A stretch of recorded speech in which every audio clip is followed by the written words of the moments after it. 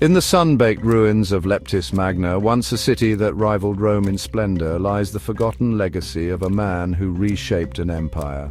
This is the untold story of Septimius Severus, a Berber-born ruler who climbed from the edge of the Roman world to its throne, challenging history's narrow narratives of power, race, and identity. Born in 145 AD in Leptis Magna, modern-day Libya, Severus wasn't your typical Roman aristocrat.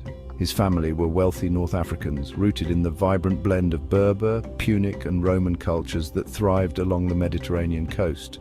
Leptis Magna was a crossroads of empires, a place where African traders haggled over ivory and olive oil beneath marble colonnades. Here, young Severus learned to navigate the complexities of identity, a Libyan by birth, a Roman by ambition. Fast forward to 193 AD, Rome was a cauldron of chaos. Emperor Commodus lay dead and 5 men claimed the throne in a single year. Amid the bloodshed, Severus, a general stationed on the Danube, saw his chance. With the grit of a tactician and the audacity of an outsider, he marched his legions to Rome, bribed the Praetorian Guard, and declared himself emperor. The Senate, steeped in prejudice, sneered at his African accent. His response replaced them with loyalists. Severus ruled with a soldier's fist and a reformer's heart. He raised military pay, let legionaries marry, and launched brutal campaigns from Mesopotamia's deserts to Scotland's misty highlands. Enrich the soldiers, scorn all others, he warned, a mantra that kept his throne secure but sowed seeds of tyranny. While earlier emperors glorified Rome, Severus immortalized his homeland. He transformed Leptis Magna into a mini-Rome, commissioning grand arches, a sprawling forum, and a harbor that dazzled the Mediterranean. Its ruins still whisper of his vision, a Rome that embraced its African soul.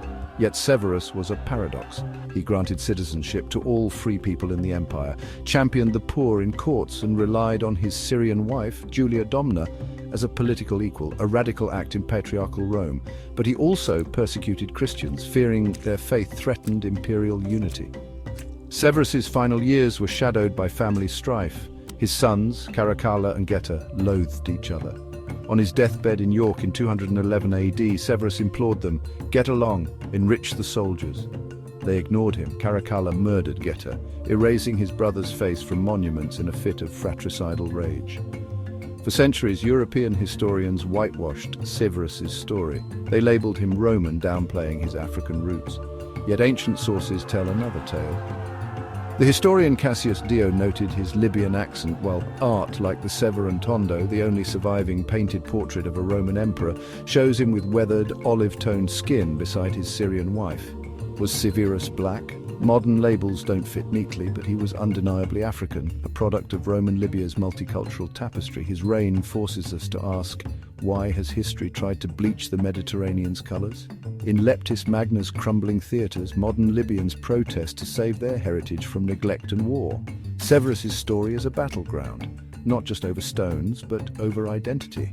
Nationalists cling to Rome as a European icon, yet his reign proves the empire's might was forged in Africa and the Middle East.